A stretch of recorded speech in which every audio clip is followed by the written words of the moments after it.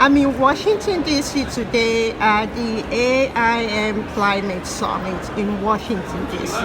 And I have with me a fellow African from Mali, Simballa Sylla, from Sustainable African Food.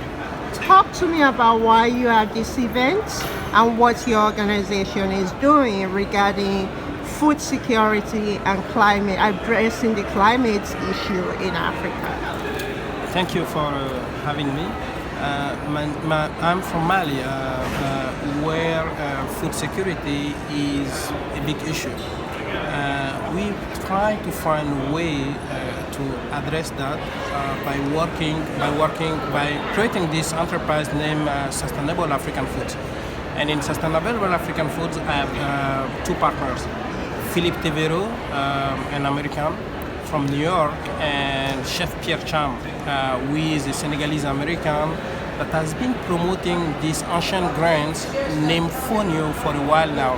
I think since 2016 they have been doing this work. Fonio, why Fonio? Because it's a gluten-free grains. It has very low glycemic level. It has also 3 times more iron, protein, fiber than rice. It has vitamin B, so it is very good for the health. But the problem is that it has been forgotten. As West African, we start after colonization, and during the colonization, more and more rice imported from Asia. So now the goal is that we would like to bring back those ancient grains. We would like to cultivate them more for 2 purposes, because it is good for the climate for once, because it doesn't need as much water. It doesn't actually need a lot of water to grow. It is drought resistant. It can accommodate itself with rainfall as low as 300 millimeters of rain a year, which is very low. It doesn't need pesticide or fertilizer, so it is very good for the earth. It is all the nutritious benefit shows us that it is also good for the human, good for the farmer, because the gluten-free, the smart food industry is growing in the West. So it can be also a very good source of revenue that can go back to the farmers. Yolele has been making fonio, different type of fonio, but also fonio chips, and it can also go into many more applications. So this is why we are trying now.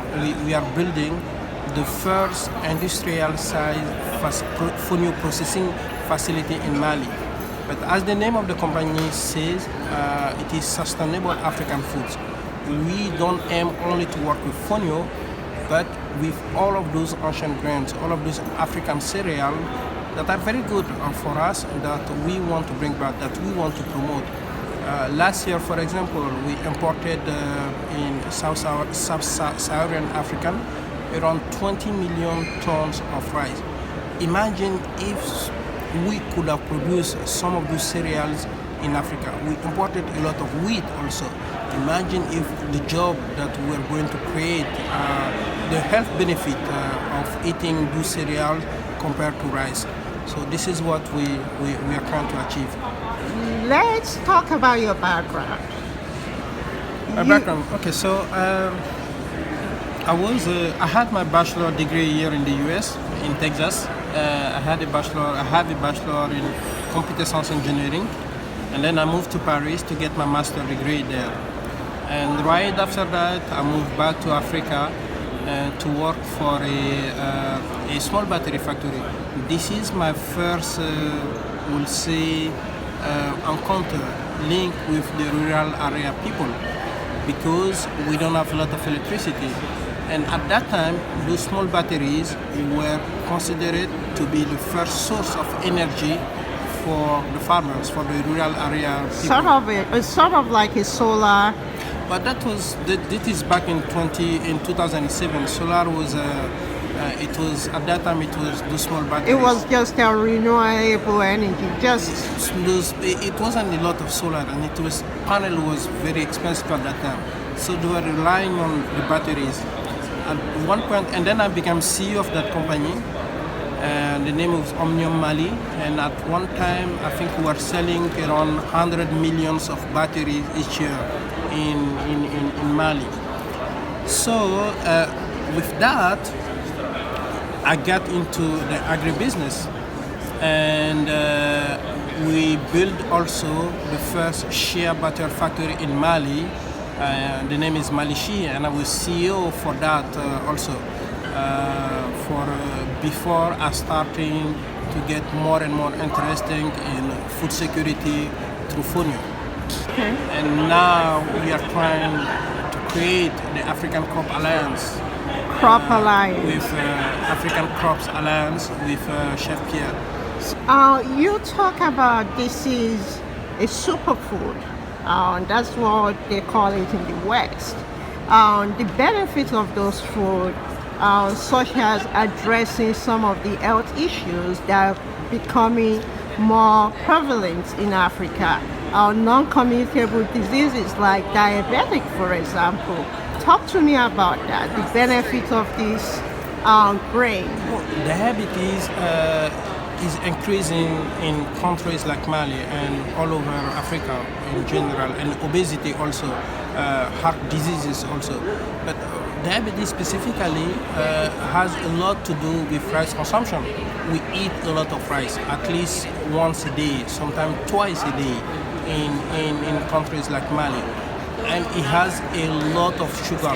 The glycemic level of rice is high, and Fonio doesn't have a lot. It has a very low glycemic level. So people with diabetes, for example, are encouraged to eat Fonio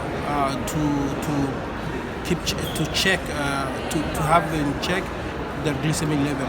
And obesity, for example, Fonio compared to rice doesn't have, again, sugar.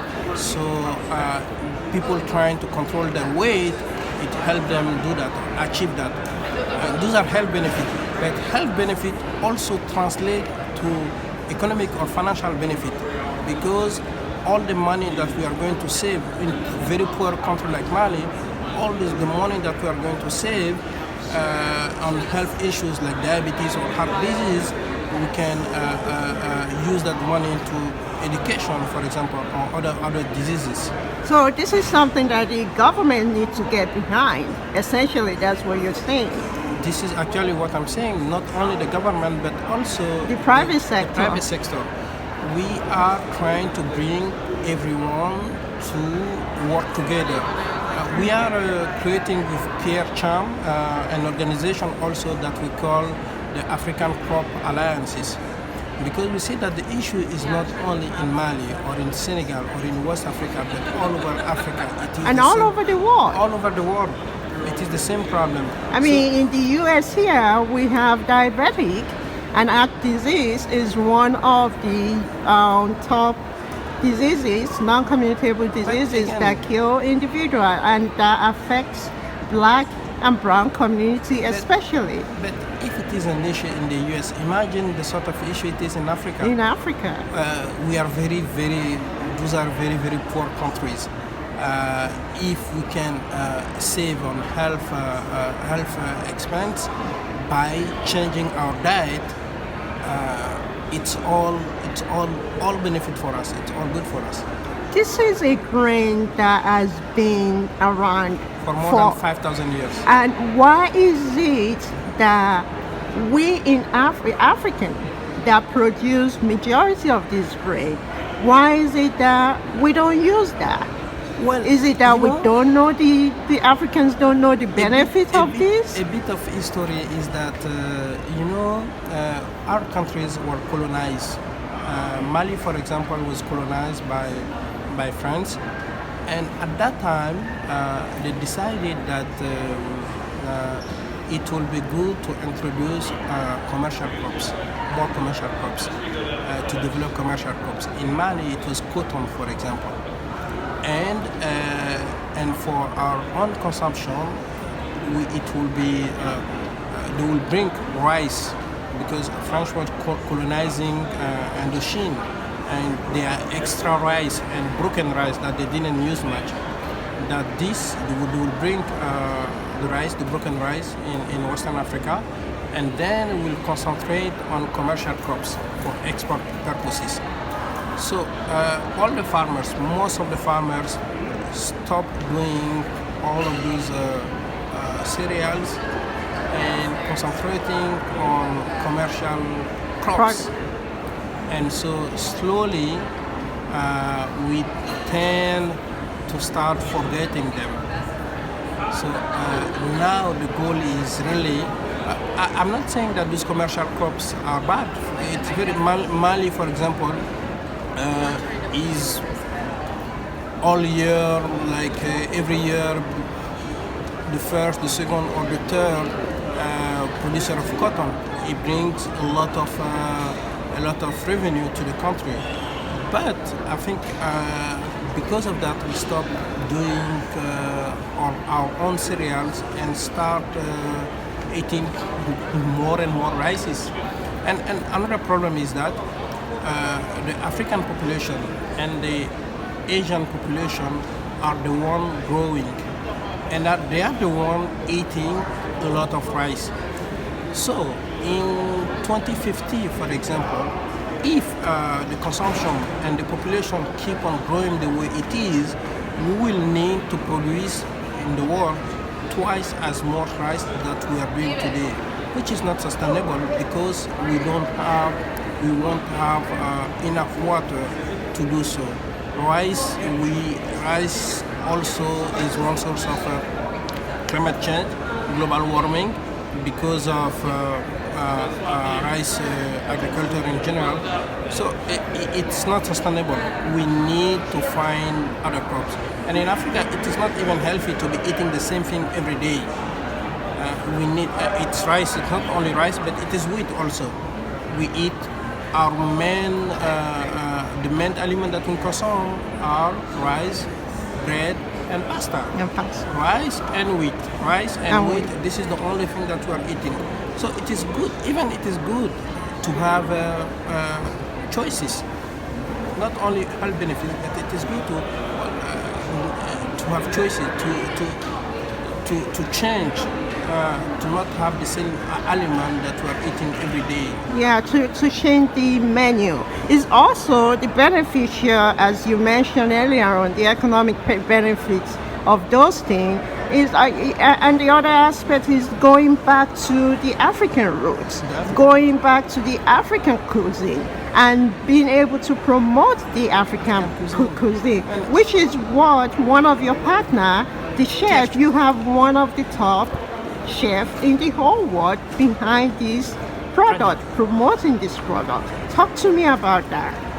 Well, it is incredible. Pierre Thiam and has been promoting Fonio, his goal. And I also have to say Pierre Thiam and his American partner Philippe Tevero, their goal was to make Fonio sexy. They found this incredible cereal that people are not using, people are not eating. Why? So they created this company named Yolele, and they went about their business at bringing Fonio to the world. It has been an incredible journey, not that easy, but it's showing interest all over the world. Today we are talking about Fonio because of the work of Chef Pierre Thiam and Philippe Tevero. And you also mentioned while we were talking before we started recording this interview, that aspect creating a production company, manufacturing company in Africa that would bring in employment, create jobs to address another issue that we have in Africa. So talk to us about that. Let's go back. You say I'm gonna pick on rice again. I love rice. Who doesn't like rice? 20 million tons of rice that Sub-Saharan Africa is importing. We could have been grown in Africa by our farmers, by our young people. So that will create employment in Africa. And the processing also, growing cereals, you need to have also processing factories. And if we can also grow our own cereal, we need to process them. So we need to create more factories and create more jobs. One of the problems with Fonio is that it is so tiny that after processing is complicated.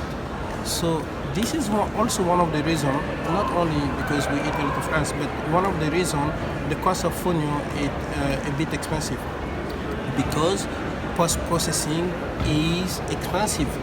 Because we are doing it manually, maybe almost manually, some small mechanical equipment, but mostly manually. So it means that we cannot process a lot of Fonio. So to bring Fonio to have an impact on food security in Mali and in West Africa and in Africa in general, but also to be able to export to the West and create more revenues, we think that we needed to have a proper processing facility at international standard, and it will create jobs also for the youth. Yeah, and encourage farming also. Yeah, of course. Right. So when we talk about that aspect, can you talk a little bit about the private sector? What can they do to support what you're doing? I think there's still a lot to be done at all levels. First of all, when I say private sector, I'll say private and public sector. Education, for example. We need to train our youth. Today we are sending a lot of young people at school to be at law school, at economics. I'm not picking on economics and law school, but on food security we'll need more farmers. They create jobs that can help them support their families. They will graduate with degrees and not find any job at all. But if we train them, and this is both public and private, if we train them to be well-educated farmers, this is how we are going, even small farmers, well-educated small farmers that can bring on new techniques, will develop our farming system. Infrastructure, roads between those rural areas and cities and the market sometimes are so bad that for some part of the year, especially the rainy season, they are not practicable at all. So distribution, and we need also to be research and distribution. We need to be like we will have thought that Yolele is making Fonio chips, for example. But there is a lot of things that you can make out of Fonio or Fonio flour. So we need to energize our private sector also to think outside the box, to make new food application that is good for the market, that people will want to buy. So we need also not only the public, it is up to the private sector to do that work. So research also, this is private and public sector. On those crops, we haven't done a lot of researches, like the researches that have been done on rice or wheat or maize, for example, to improve the yield, to sometimes make it even bigger, this sort of thing. So those on the African crops, all of this work need to be done. You are at a climate summit. Why is it important for you to be here to talk about your products? For once, water consumption, for example. This is a drought-resistant crops. And we are seeing in Africa flood, drought everywhere. Climate change is kicking. So it is of our interest to start looking at those sustainable crops, and this is why we are here. if you talk about climate, you need to talk about food safety, food security. And there is no better place to start that conversation with Africans dealing with a lot of food insecurity. And we've seen that expanded given the Russia invasion of Ukraine that affected grain in Africa, as you said earlier. Yeah, and now it is almost shameful to say that Ukraine and Russia are having problems. The whole of Africa is having problem. Is scared to have problem to feed its population. We shouldn't be talking about that. We shouldn't. So we need. That is the thing. In my mind, I think we should be eating what we can grow, and less wheat, for example. We can make flour out of all of those cereals. All of those. So why aren't we doing that? We need to change the way we eat. We need to change that if we want to sustain, if we want to have food security. We are not going to achieve it by importing. So are you working with any government organization? I know right now your focus is on Mali. For Africans, the recent World Bank IMF spring meeting that took place last month in April, one of the major talk from African finance minister is climate financing, climate adaptation to address the climate issue that, as we talk about, that African is seeing. So what is your message to African governments? We need to be, again, I'll repeat what I say, we need to be eating what we can grow and stop relying on import for food security. With climate change, countries where we are buying our rice, our wheat, at one point, and their population is growing. India, for example, the population of India is growing, and with climate change, and India might, if there is a problem, and it's fair. If there is a problem, India will want to feed Indian first, yeah. and it is perfectly acceptable. So right now, we need to eat what we can grow and stop relying on import. And I wanted to end this because part of what you're talking about, producing food in Mali, manufacturing these products in Mali. Africa right now is working on African continental trade. How will you benefit from this program? But we, West Africa, where I'm from, we already have the ECOWAS. So we are already very familiar with free trade agreement. Yeah. So product already flow freely in West Africa. So this is why we have SAF in Mali, Sustainable African Food, but in Senegal we have Yolele West Africa, which is gonna be a distribution hub for our companies. So when product move freely in a zone, it creates opportunities. When you don't have barriers, it creates more opportunities. So we are already benefiting from. We don't see, and we need to stop seeing those borders as barrier to trade. It doesn't make sense anymore.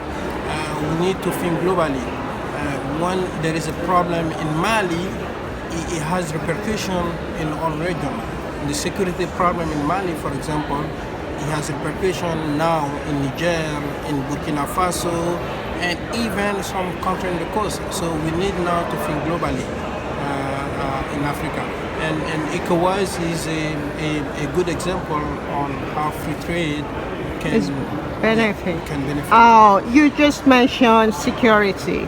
I'm going to talk, before I jump on that question with you,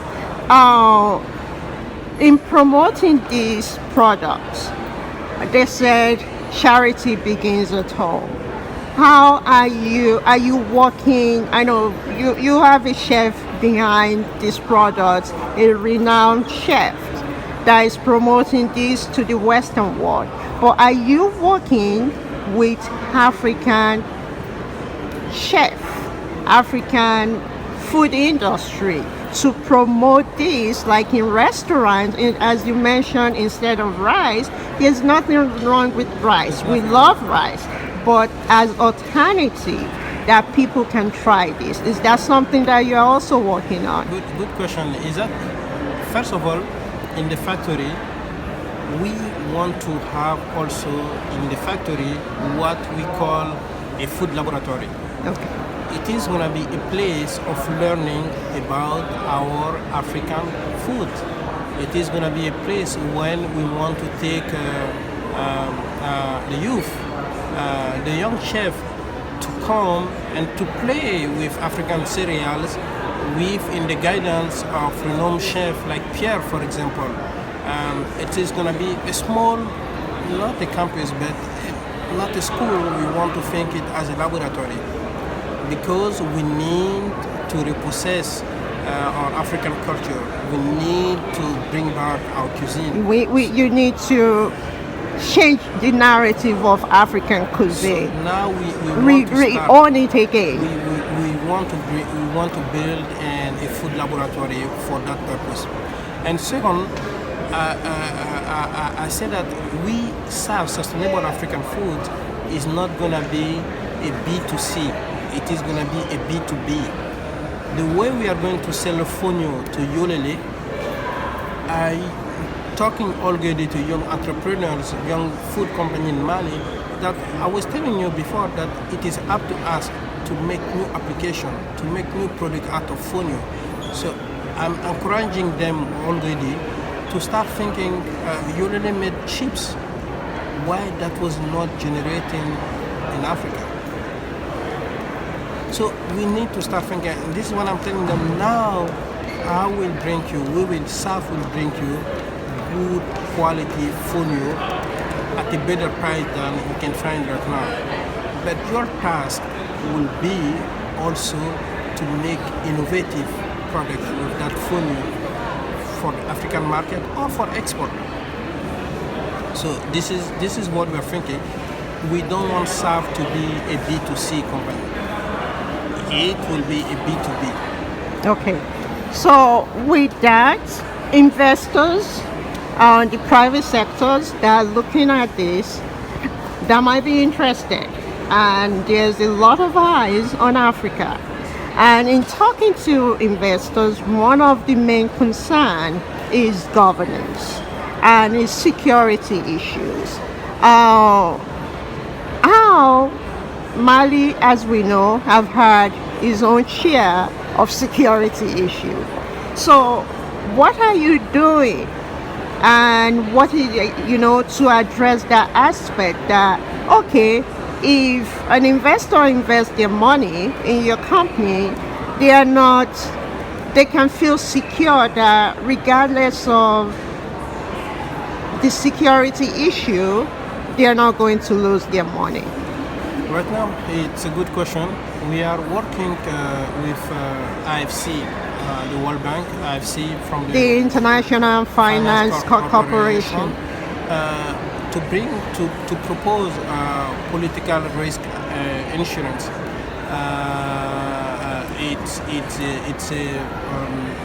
But we can get those insurance from other insurers. But the problem is that we cannot stop at the security issue. We cannot just stay here and say that what there is a security issue, we are not going to do anything. I tell people the problem, the security issue in Mali is linked with unemployment. When people don't have much to eat, when they don't have a job, they will do whatever you give them to do for money. No one want to go risk their lives to be a terrorist or to work with terrorists if they have a good, if they can take care of their family. But at some point, those people feel like they don't have a choice anymore.